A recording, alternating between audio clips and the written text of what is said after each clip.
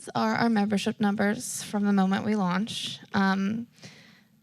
My job joining a year ago has been a little bit easier because membership has been a key part of what the Tribune does since it started.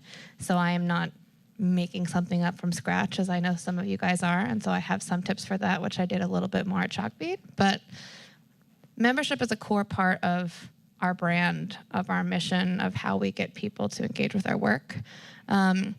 You'll see over time that we had a nice little uptick from our big Wendy Davis live stream moment, this 2017 to 2018. I'd love to say it was all me, but that's not entirely true. We've done some Families Divided coverage. That coverage did really well.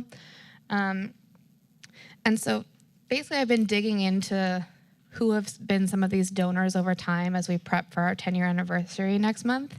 And it's just been really interesting to see how many of our members really have stuck with us. And so I'll get more into that in a little bit. But this tells part of the story, but not the whole story. Can you define what you mean by a member real quick? Oh, yeah. So anyone who donates in any amount to our newsroom is a member. We used to, right a little bit before I arrived, have members and small donor non-members who gave less than $35. But it was messy and confusing and didn't make sense to anyone. So we were like, you know what? If you give us money, you're a member. Great, done. And so now we just have different benefit levels. So $35 was the first point where you get priority access at our festival and some other things. We'll come back to that because that's going to go up in price.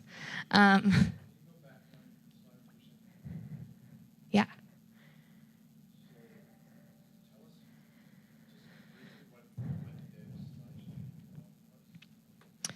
So that was a really big news moment here in Texas when, before live streaming was something we did all the time at most of our events. We were streaming live her her filibuster from the Senate floor. And so that was a very big moment for Texas and got a lot of attention for us. That was 2013. So that's that little uptick. And as you'll know, some people drop off when, they gave for one specific reason. And then they're like, wait, why Tribune?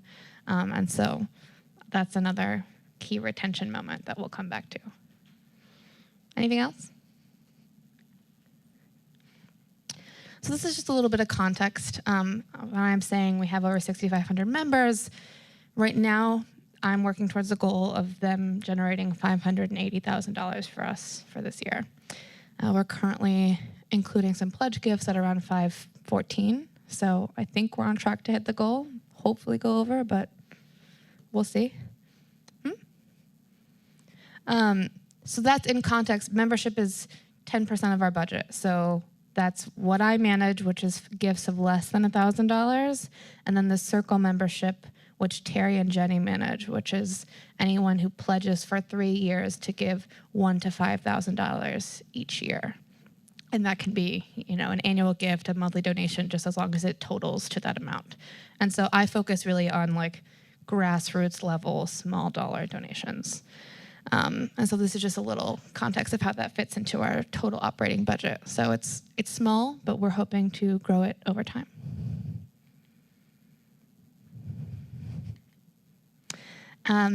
So I've kind of outlaid what I do in the context of our strat plan, because that's what we try to do always, is dial everything back up to the goals that we've set. And so if you haven't read it, that's the URL. So I think about my job in two main parts. There's acquisition, everyone's favorite F word, the funnel, and this is ours. So this is probably about 1.8 million uniques now, since we had a pretty good August and September. But the top of the funnel, these are unique visitors. So anyone who has come to our site, the average for each month. Then we have our engaged users, and so that is active newsletter subscribers, aka they have a 4 or a 5-star rating in MailChimp, and any recent event attendees.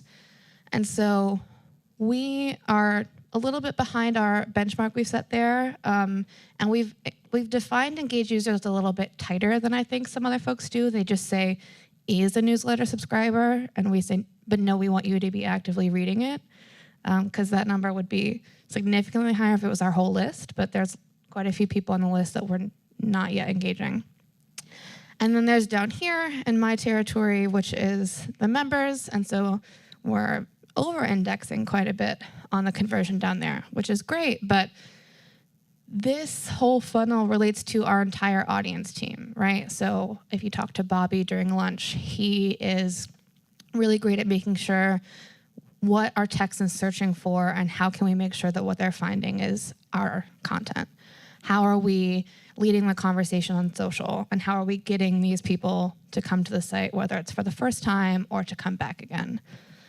So then Elvia, who is our engagement producer that we recently hired, works on our daily newsletter and our Facebook group, This Is Your Texas, and our explainer series, Texplainer. And those are kind of plus events. Those are some of our key engagement areas where, like, are you subscribing to the newsletter? Are you participating in Facebook conversations? Are you asking questions for our reporters to answer? And so as we move into 2020, a big goal is to increase this middle band here, right? Because if I keep over-converting at the bottom of the funnel, eventually I will run out of people. So that's something that we're thinking about next year. And this also depends, not just on the audience team, but also on the news that comes up and how well we're covering it and everything. So this is one of the ways in which the work that everyone does here at this organization, whether it's a reporter or whether it's Evan giving a speech somewhere, relates to who's reading our site, who's coming, who knows about us. And so this is by no means just a me thing. This is an org-wide. Yes. Before you go away from this slide, can you tell us a little bit more about how you define engagement? Because this is an important set of people. Yeah, so that is the people who are subscribed to any of our newsletters in MailChimp who have a MailChimp rating of a 4 or a 5 star. So if you're someone who came to an event 3 years ago and hasn't opened an email in a year, you probably have like a 2 because MailChimp is a little generous. That's why we picked 4 or 5, because I think their ratings are a little bit overinflated. And then recent attendees. So I think it's anyone who's attended an event in the last 2 years. How did you get to those benchmarks, and what does that mean? Yeah, so these, kind of the industry standard, I guess, is like 10% of your pool of folks is who you're actually trying to target, and then 1% is what you will convert. That's kind of the general record.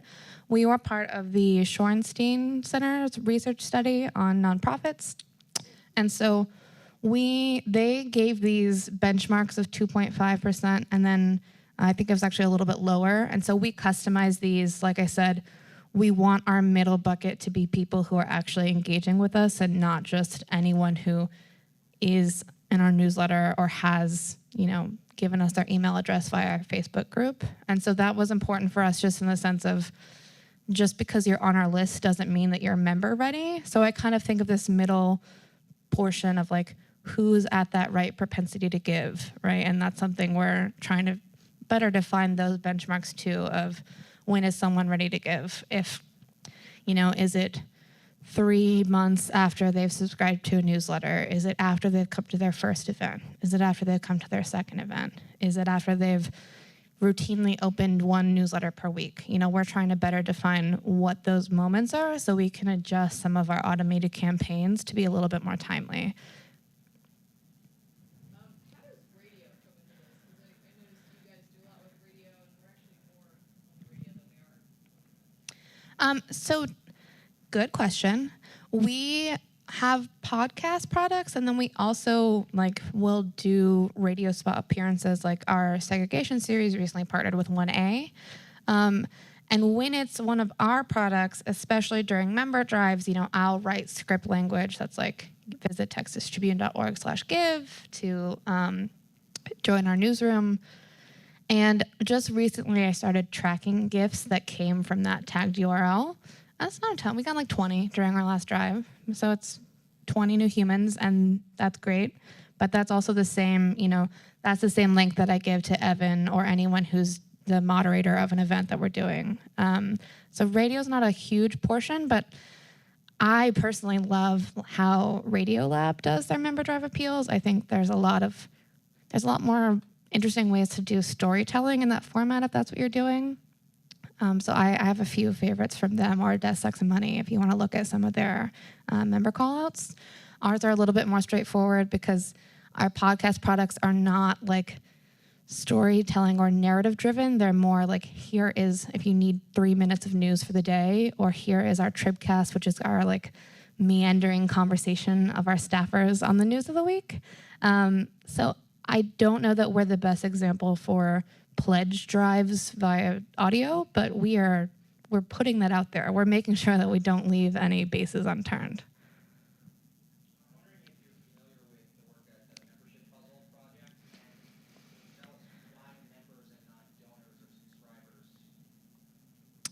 Yes, I am. I participated in their first cohort. I think their research is really interesting. Members has been, so subscribers is because we're not a subscription based. We do have a premium newsletter product that is separate, something I also manage, but it's kind of a different pool. So those folks are subscribers.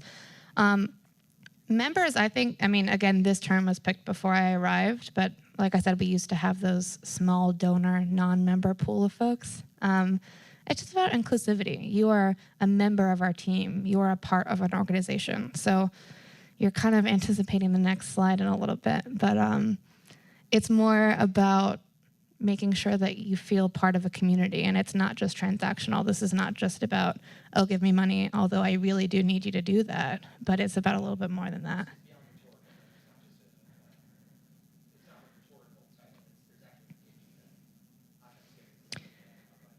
Oh yeah, it's just a preference, but yeah, it is about like the naming convention and how we talk about it, and making sure that it is consistent with the culture of how we talk about the program.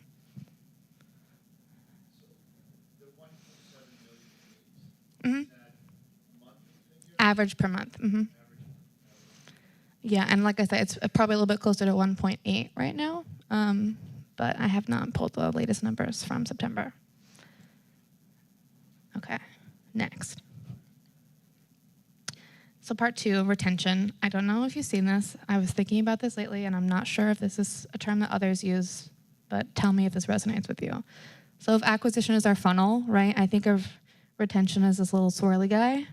So let's say that you're a first-time donor, you're kind of on this outer layer, but now we've been around for 10 years. So these folks have an increasingly long and hopefully deepening relationship with us over time. And so while, again, I'm pulling some stats and numbers and thinking about our 10th anniversary campaign, I've been really surprised, about retention. It is my top priority in the sense of I have much more control over retention than I do acquisition or what the breaking news story of the day is. So this is where I spend a ton of my time thinking about this. So I pulled some stats for us. So on average, nonprofits retain about 45% of their donors each year, according to AFP. We're on pace to have almost 70% of people who gave in 2018 give again in 2019. I'm hoping to get that up even more. Thank you. And we do that by aggressively focusing, there is an automated email drip, one that comes from me that's like, hey, you're up in 30 days, don't forget. And then there's one that comes from Evan that's, hammer time, we mean business, you lapsed. Did you really mean to do that? And so one thing I'm gonna do is lengthen that. I think our peers at the Marshall Project just lengthened theirs to like 7 emails. That might be a lot, but we can do more than 2. So that's one thing that's kind of tactical, automated across the board.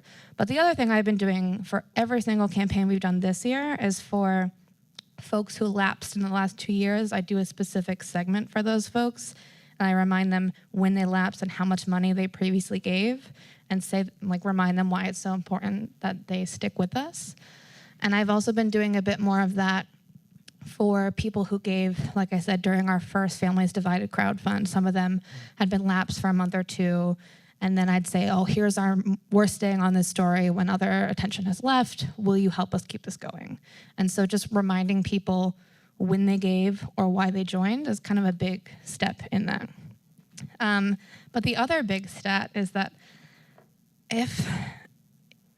as of a couple weeks ago at least, about 42% of people who have ever, in any of the 10 years, given to the Tribune our current members as of when I pulled this like 3 weeks ago.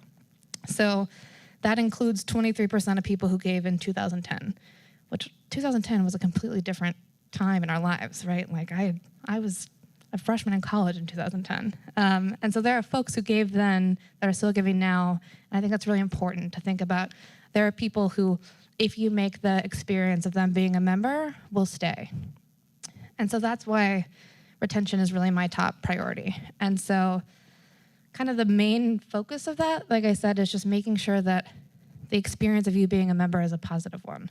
Whether that's you feel like you can reach out to us and we will be prompt in our response, whether you know what our upcoming stories are, whether you feel like your opinion is valued, or whether it's easy for you to, decrease your giving if you want. That is okay. We would love for you to still be here.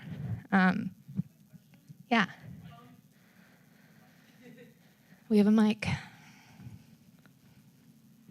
Is there a difference between how you look at retention and kind of do call outs to people who are recurring donors and just one-time members?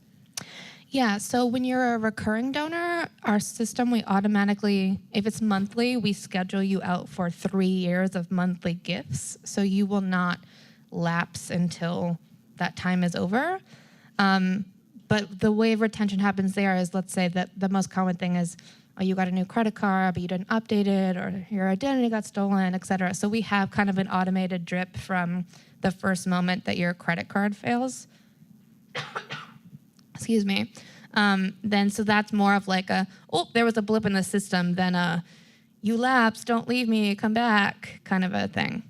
But then for one-time gifts, your membership is from 1 year from the moment you make that gift. And so that's what powers the automated reminder of you're up in 30 days. Oh, you lapsed last week. Any other questions? Yeah. We do, and we are in the process of revamping that one as well. Currently, it's in this moment, it's 1 email. When Festival is in preparation mode, it's 2 emails. So we have fresh copy, and I'm probably going to be moving at least a few of those to be only text-based and not image-based, so we have a higher open rate on those emails. But I think the draft is 4 emails long versus the 1, just to remind folks of all that we do, including our events, our databases, all of our reporting. It deserves a little bit more than 1 email. Okay, so that's kind of the tee up. The 2 ways I think about my jobs: acquisition and retention. So our goals, we have a goal to double the program by 2025, which is slightly terrifying, but I think we're going to be able to do it, pending any future recession. Everyone's thinking about it. So doubling our program by 2025, we set benchmarks for each of the years before then. So like I said, right now we're about 6,500 and change members. I'm hoping to get to over 7,000 before the end of the year. So we've got our work cut out for us, but we have our big 10th anniversary, Giving Tuesday, and end of year being our riper time. So fingers crossed we're going to be able to get to there. But here are kind of the ways that I think about that. So one is a little bit what I talked about in saying member versus donor. It's kind of, redefining the relationship. So it's not just give us your money and then give us your money again next year. It's you are a part of the community, and part of your identity of who you are in this Texas landscape is that you are a Texas Tribune member and you support our journalism. And so that means participating in helping us to complete our mission. And then also, of course, there's our ambassador status, there's some swag that you get, but really it's just about the fact that you are proud to be a member and you feel like you are a part of a community that cares about the future of Texas. And so I pulled just a few things from a hashtag here, but it's really just, because they invite us to engage in discussions and AMAs, because accurate, independent, nonpartisan journalism is crucial for our democracy, right? So these are some of the reasons why people say that they give. You can also check the hashtag on Twitter. I have a column in TweetDeck. I like every single one that comes in. And this is some of your invited lists that come through. That is for the members only event that we did in Dallas there on the right. This is a nice little marquee sign from a member plus screening of our documentary that we did in McAllen. And this is a few shots from, I think, last year's Trib Fest. This year, we had our members-only breakfast in the studio last year, and we outgrew it because we had so many members coming to festivals, so we had to move to a different location this year.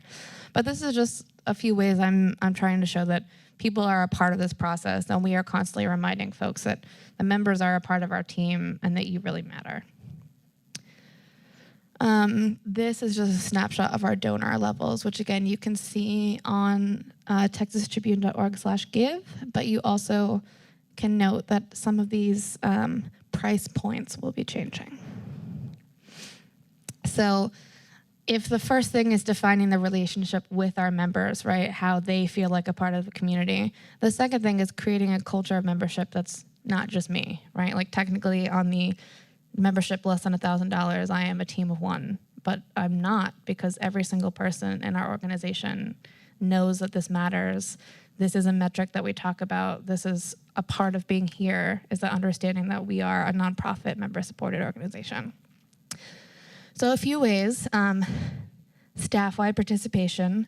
I think this is one of the things that, as Terry was saying earlier, is useful when membership moves outside of development and into the audience team, and that I'm really in touch with what's going on daily, weekly on our editorial team. And so it means that I've been able to build relationships with reporters and say, hey, I think your recent reporting on the 2020 campaign trail or on what's going on in El Paso would make for a really great appeal.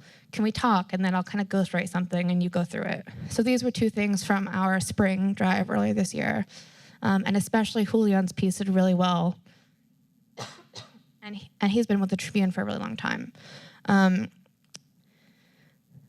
So it's not just in pieces on the site or helping to write emails, right? It's folks like reminding their networks and being happy to participate in the fact that we're doing a drive and thanking members when they do, or, you know, just engaging with folks who share why they care so much about the reporting that we do. This is my favorite. This is from our fall drive. So we did this Texans Since storytelling project for our festival, and we actually got it to be sponsored by Texas A&M. We got over 500 people to tell us what they loved about Texas. We did a write-up about it, and then we had a nice little screen printing activation at our festival. So then I kind of piggybacked on that, and for our drive had our staff share with me some of these lovely photos of them and why they care about Texas, to show that, you know, we are humans, right? Like a big part of what I do is to humanize the fact that we're here and we care about Texas and we're doing this for the future of Texas and not just for a byline. So this was a fun way. We shared this a little bit on our main accounts, but it was more so a way to have staff have something that's a little bit more personal to them. And then in the one on the right, that was our kind of for Texans by Texans appeal. That was one of the more successful ones we did of the drive. And so all the reporters you see there, it's them juxtaposed with one of their bigger stories, and all of those folks are native Texans. And so we got a lot of nice kind of blend of that. We say, you know, there's people like me who are relatively newbies, and then there's people who have been here this whole time. And so we are trying to match the story and the people of Texas. So the other way that this is a kind of org-wide thing is that every month we have a member newsletter that goes out, and we do kind of an exclusive Q&A with someone from staff.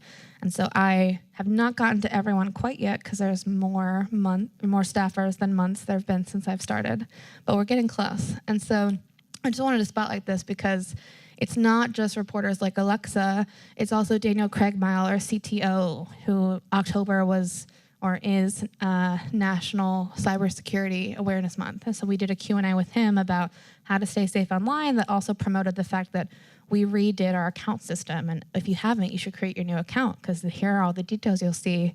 Oh, and we want you to really be safe online. So here's a free 6-month trial of 1Password, which is the tool we use to make sure we're not having Google Sheets with 70,000 passwords in them somewhere.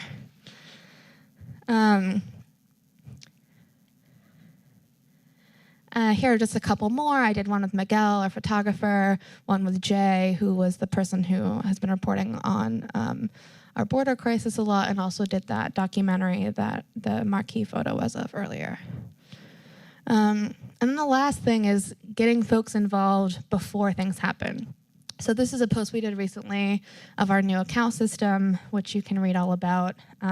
We switched to using Talk for our comment system and then added on an Auth0 identity validator from there. So it's a little bit more secure. It's a way that we're building up right now. You can just see your full donation history, which you can download for your taxes. And then kind of the next steps from there are, oh, do you need to update your credit card without calling or emailing us? So we've got big plans, but for this first round, it's kind of, a lighter launch, I would say. But I helped the team find members who fit kind of a bunch of different categories of, are you brand new? Have you been giving for a long time? Do you feel pretty tech savvy? Do you really just want to be able to call me when you need something?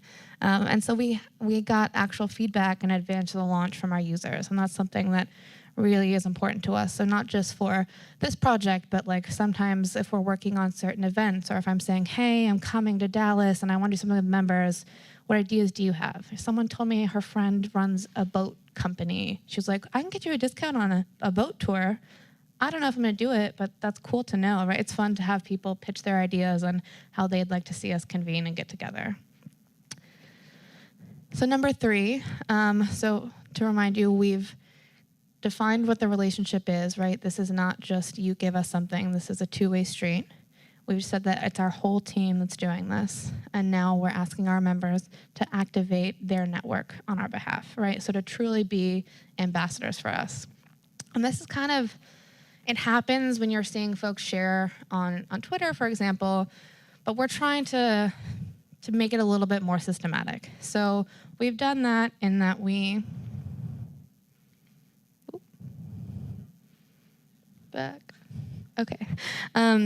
we've done that in the sense of for, targeting people who have read some of our biggest stories when we're doing a crowdfund of like, I know that you've enjoyed X, Y, and Z. Can you please help us continue to do this?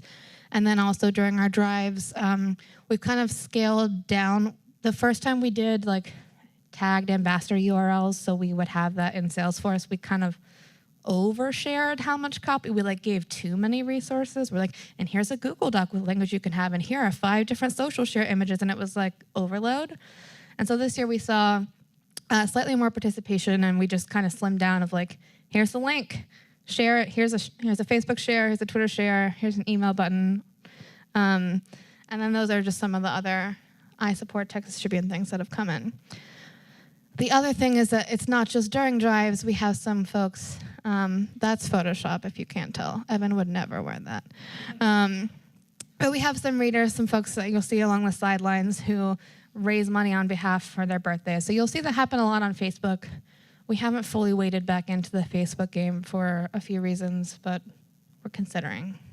But so this will just have folks share, honestly, more than I've anticipated when it's their birthday. And so kind of the next steps for this are to evolve it into a tiered structure, almost in the same way that membership is tiered, and to make it so that you're not only referring people to give money, but also referring newsletter subscriptions or other things. So like what does it really mean to be an ambassador? And so that's what I'm thinking about. As we go into 2020, we've obviously seen places like the Morning Brew and other really fast-growing newsletters really successful there. And so it's top of mind. So then it comes back to growing our newsletter subscription. So this is the funnel that I showed on the first slide. And so I think I mentioned this in the small group, but email remains the dominant conversion channel for donations for us. And it's growing more dominant. And in our last fall member drive just a couple weeks ago, 80% of the gifts that came in via email. And that's bigger than it's ever been. Maybe in part because email is where I feel more comfortable and do better, but for a myriad of other reasons as well. And so because of that, we really need to grow our newsletter subscriptions, or that middle of the funnel is going to be empty. And so that's something that is a true team-wide experience. And so this is a little bit more detail on how we get some of the gifts from newsletter subscriptions. So you've got core donors, right? They're newsletter subscribers. They've come to an event. They've heard us give our spiel. And if you care about Texas, here's why you need to be a member. And that skews more locally to the state of Texas. And then there's story-driven donors, so more from social, more from big impact news, and that's where more of our national donors come in. We still do have more overall people from Texas, but this is kind of where those folks come from. And yeah.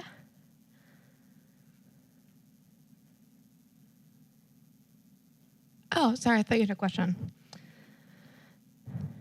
So some of the ways that we're trying to expand that engaged core, right? Some of them are technical. We have built our subscribe page to kind of be a tell me what you're interested in and I'll show you all the options. We have 17 newsletter products plus podcasts plus social.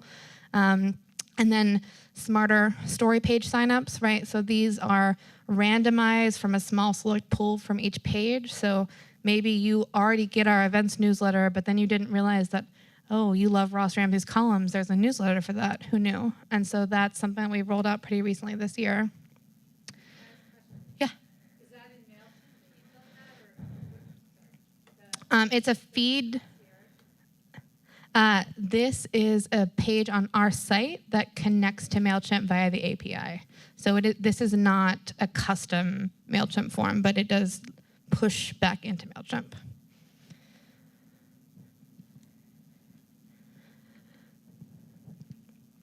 And so this is just a little bit of background on how we've been trying to grow newsletter subscriptions. We really started to track this a little bit better, honestly, just last year. And so we've seen a lot of growth from that. The green is that subscribe landing page, that concierge that I was talking about. But we've also seen increased on the story page as we've changed some of the promos that exist there. And not something that's not quite tagged here is some of the one-off campaigns that we do, like our political pick'ems or other contests where when you submit like your guess on who's going to win the election, you're subscribed to the newsletter as well. I guess one more, I want to go back actually. is that all newsletters together? This is new subscriptions for all newsletters. I don't know if this includes the blast, but that's a very small portion of people, so it wouldn't impact this. So if you, if you subscribe to 2 newsletters, are you counted twice then? No, only once. So it's subscribers, not individual newsletter subscriptions. Can you describe? I'm getting confused on where you connect with the subscriber. You said subscribe landing is this green thing. How do people get to this? What is that? So if you are on our site, there's a link in the top that says newsletters, and then there's Right. a standalone page that's texastribune.org/subscribe. Right. So that's just our page for where we promote all the different newsletter options. And that's the thing that we're putting on social every day for in advance of our morning newsletter. We do kind of a preview of here's what's coming tomorrow. If you want it in your inbox, sign up here, and that links to that. We also, in addition to the big subscribe concierge that has all the options, we have standalone pages for every individual newsletter. If we're, let's say we're just promoting something for education, or we're trying to do a partnership with our folks at South by Southwest for EDU newsletters. So. Okay, but just to be clear, the subscribe landing page is not is a place that people get to from something else. It's not the user's initial. It doesn't drive anything itself. It might drive subscription or, subscribing to a newsletter, but you got to get people to that first, right? It's not, people don't go to the subscriber landing page unless you direct them to it in some way. Well, right? no, people come from search, or people do come in from social. So there is some direct traffic from search, but it's not as strong first entry point for the site. No. So mostly linked to? Yeah. Mostly linked to? Okay. Mm-hmm. So that just prompts me to. So what is the primary most successful way that you get people to that subscribe or landing page? So it varies. It depends on the time and the news that's happening. So quite a few people click from just the top newsletters link in our navigation bar. But it also depends on, like I said, we do a daily kind of preview on social, especially Twitter, not always Facebook, of what's coming the next day for the brief. We also do promotion, like during big news events when something's happening, we'll say, oh, and follow here. There's also referrals, it's lower, but there's like, your friend forwarded you this newsletter, and there's language in the bottom of every newsletter that's like, did someone forward you this? Subscribe here. But social and search, because we do have pretty good SEO for the newsletter page, are the two top for how people get to there. Yeah. So like this doesn't, I guess building this page, I'm not sure of how big of an undertaking it was, but I feel like it did take some time. How did you kind of think through that and come to that conclusion that this is going to move the needle and will get us to where we need to be? So that was mainly undertaken by Emily Yunt, who is our user experience director.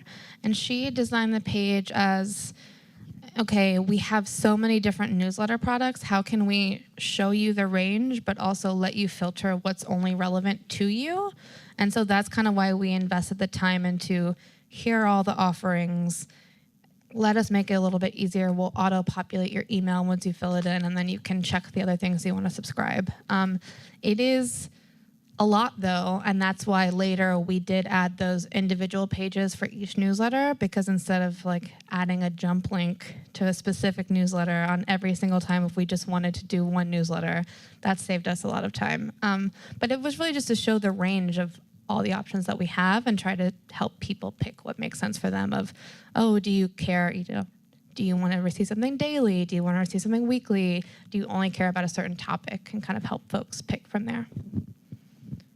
I guess this is a really beginner question, but do you guys have an app as well as the web page, or is it just the web page? It's just the site, but the site, we try to make it as mobile first as we can. We've got some page performance to increase, but everything we do, we try to, even when I'm top editing our newsletters, I'm reading it on my phone. So that's kind of and the same way for when you're in our CMS and you preview a story, it defaults to the mobile size. So you're not, even though you're mostly working on a desktop, you're trying to think about what it looks like on phones.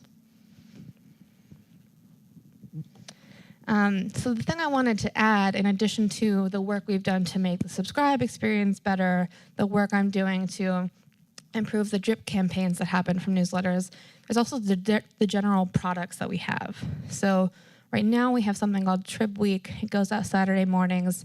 It's essentially an RSS newsletter, but it's not actually an RSS because Ross Ramsey picks out some of his top stories. And the last time I ran the numbers, which was at the end of last year, for percentage of subscribers who are members, that had the highest one. And so this seems ripe for to kind of give that a product refresh for folks who don't want a daily newsletter because it's too much, but they want something. And so Elvia, our engagement producer, and I are working on something right now that's a little bit more like higher production value. Here's one story that you need to know. Here are some other links. Here are, adding a little bit more personality of like, here's your one non-Texas politics and policy news. If you're going to read one thing that's not about politics and policy, here's what it might be. And so we're testing a few different versions with that, and we'll be getting some feedback from people, but we're going to be relaunching that later this year. So we have something that makes sense for people who aren't ready for a daily email. And we're also working on a new serialized newsletter called Teach Me How to Texas that is targeted.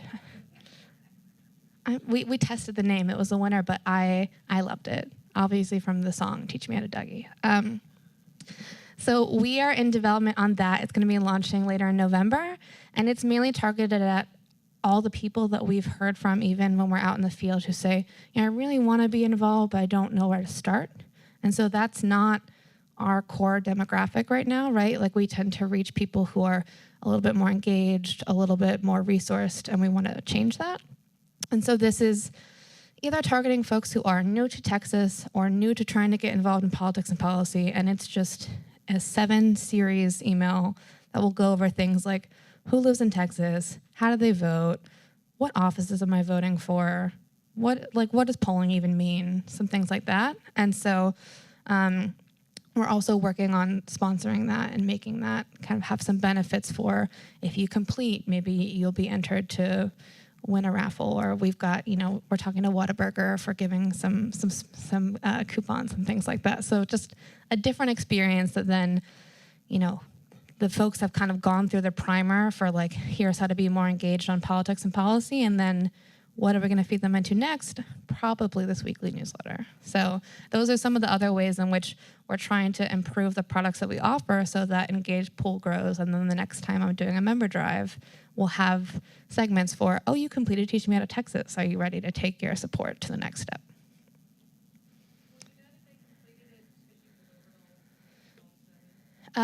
And that they opened them. But yes, we're actually debating that now. It's either, are we only going to pull it by open rate, or are we going to say, well, you have to complete the after survey to have actually completed?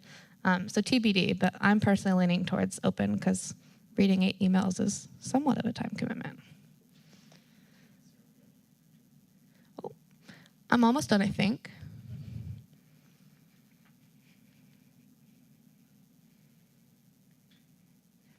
This is the last step, yeah. So the last thing, which is also in our strategic plan, is that we want to improve member conversion and retention with the suite of tools. So the main one, like I said, there are newsletters, right? There are improving the retention, doing our drips, launching new products. There's user management and personalization, which is me trying to remind folks, oh, last year you joined because you gave to this family's divided crowdfund, if this story still matters to you, and also better user data. So getting geo data down for every single person that we actually have it for, making the experience of updating your credit card information easier, right? Everything we do, a touch point that makes it just a little bit easier, a little bit simpler to be a part of our newsroom. So I think that's the last slide. I also just wanted to note if there are like 3 things I'm really thinking about for 2020 and beyond, is better defining what those member-ready signals are and automating processes when they happen, so it's not just a whole lot of me doing a whole lot of outreach to a whole lot of people. And then better understanding of interests and geography so we can try to target better. And then just the continued improvement of how our contact management system, our CRM, and how all of those link together to actually get the right profile of someone that we can leverage. Any questions?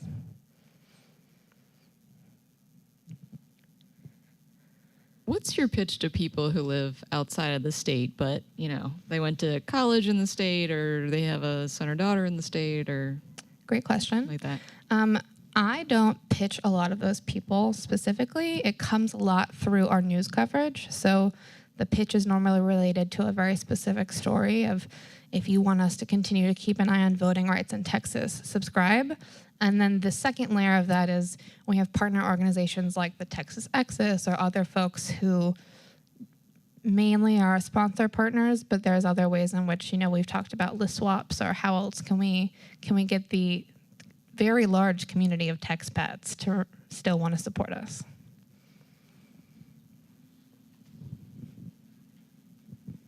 From the membership point of view, how many newsletters is too many? None.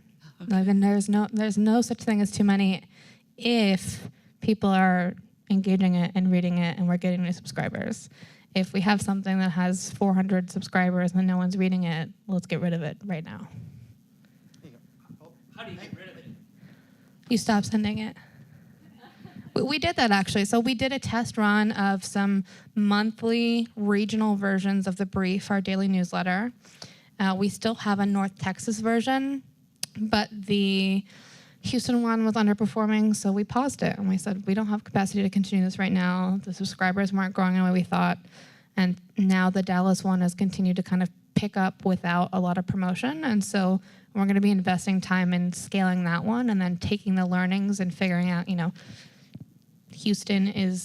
Austin, Houston, San Antonio, Dallas, Fort Worth are kind of some of our bigger markets. So we'll take whatever learnings from that one and apply it to when we come back to Houston. Did you work with the News Revenue Hub to set some of this stuff up initially? No.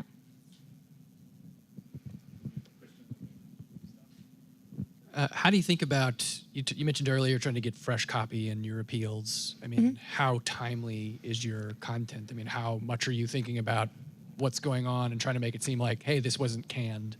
Extremely timely. I spend a whole lot of my time looking at our stories, writing appeals based on that, and then refreshing the drips that we do have. So that comes back to the connection to editorial when you're on the audience team, right? So it's like being a part of that and then, trying to learn the moments when it's useful for you to do that and when it's not. And that's been kind of my balancing act.